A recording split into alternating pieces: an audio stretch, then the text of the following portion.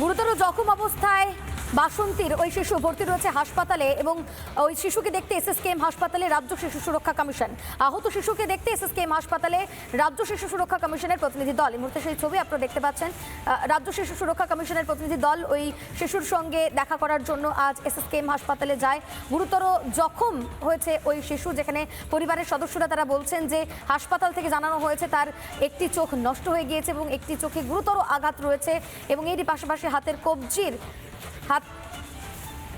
একটা জায়গা অন্তত বাদ দিতে হয়েছে। পর্যবেক্ষণে রয়েছে চিকিৎসকদের। এই অবস্থায় হাসপাতালে রাজ্য শিশু সুরক্ষা কমিশনের প্রতিনিধি দল। ঠিক কি জানাচ্ছে প্রতিনিধি দলের সদস্যরা, শোনাই আপনাদের। শান্তি নার্স দিদিরা যারা রয়েছেন ওখানে, তাদের সাথে কথা হলো। এমনিতে ওর চোখে আঘাত লেগেছে, হাতে আঘাত লেগেছে। তো চোখের একটা সার্জারি গতকাল হয়ে গেছে। হাতের যে ক্ষতিটা হয়েছে সেটা নিয়েও অ্যাসেসমেন্ট অ্যান্ড পরবর্তী পদক্ষেপ কি করতে হবে সেটা হয়ে গেছে। তো ইন জেনারেল বাচ্চাটি একেবারে সজ্ঞানে আছে, কথার উত্তর দিচ্ছে, অবস্থার একটু একটু করে উন্নতি ঘটছে। তো আমরা খুব আশাবাদী যে এসএসকেএম এর ট্রমা ইউনিটে যারা দায়িত্বে রয়েছেন তারা দ্রুত চিকিৎসা আরম্ভ করেছেন এবং আমরা অতি দ্রুত জানতে পারবো যে বাচ্চাটি আবার বাড়িতে ফিরে গেছে। আর আমরা যেহেতু আজকে ভিজিটটা করে নিলাম, আমরা ইমিডিয়েট ফোনে পুলিশের সাথে যোগাযোগ করে রিপোর্টটা বুঝে নেবো আর কি করছে। এই বিষয় নিয়ে আরো বিস্তারিত কথা বলবো। আমাদের প্রতিনিধি সুখেন্দু আমাদের সঙ্গে রয়েছে। সুখেন্দু, তুমি পরিবারের সঙ্গে কথা বলেছো, তারা বলছেন যে শিশুটির অবস্থা আশঙ্কাজনক এবং তারা জানেন না যে সে কবে সুস্থ হবে, কিন্তু যে পরিস্থিতি হয়েছে তারপরেও পুলিশ এখনো পর্যন্ত কাউকে গ্রেফতার পর্যন্ত করতে পারলো না। সুখেন্দু,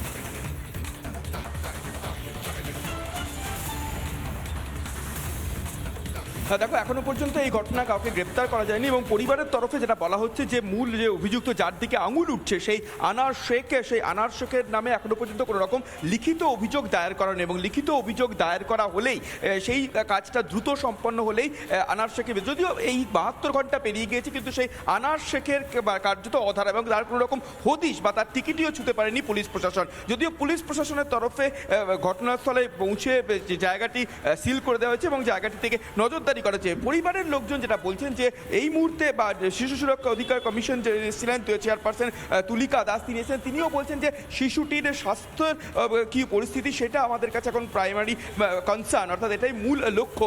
তার পরবর্তী ক্ষেত্রে যে কি ধরনের পুলিশের কাছে যে রিপোর্ট চাওয়া হয়েছে সেই রিপোর্টও 3 দিনে 72 ঘন্টার মধ্যে সেই রিপোর্টও জমা দিতে হবে এবং কমিশনের চেয়ারপারসন তিনি যেটা বলছেন যে এই রিপোর্ট তারা দ্রুত সংগ্রহ করবেন পুলিশের কাছ থেকে। এবং আমি একই সঙ্গে পাল্টা প্রশ্ন করেছিলাম যে তাহলে কি আপনারা স্পট যে রয়েছে সেই স্পটে কি ভিজিট করতে যাবে না? তো বলে এই মুহূর্তে শিশুটির স্বাস্থ্যের বিষয়টা অত্যন্ত গুরুত্বপূর্ণ বিষয় এবং সেই কারণে সেই শিশুটির সঙ্গে যেহেতু এখানে কলকাতা হাসপাতালে ভর্তি রয়েছে এবং এসএসকেএমে তিনি গিয়ে দেখে এসেছেন এবং তার সঙ্গে কথাও বলেন এবং যেহেতু অল্প করে কথা বলতে পারছেন, এখন বুঝতেই পারছো যে দুটো চোখ কার্যত এই মুহূর্তে গতকালই অস্ত্রোপচার হয়েছে, তার আগে হাতের একটি অংশ কবজির পর থেকে সেই অংশটি বাদ দিতে হয়েছে এবং এই মুহূর্তে সে আতঙ্কের মধ্যে রয়েছে। সুতরাং সেই পরিস্থিতিটার কথাও বারবার বাড়ির লোকজনও বলছিল যে এখনো পর্যন্ত সিরিয়াস কন্ডিশন, অর্থাৎ আশঙ্কাজনক অবস্থা। কবে ছাড়া পাবে এই বিষয়টা এখনো পর্যন্ত, যে বিষয়টা বারবার তাকে কমিশনের তরফ থেকেও তাকে চেয়ারপারসন তিনিও তাকে একেবারেই জিজ্ঞাসা করেননি যে কি ঘটনা ঘটেছিল, কারণ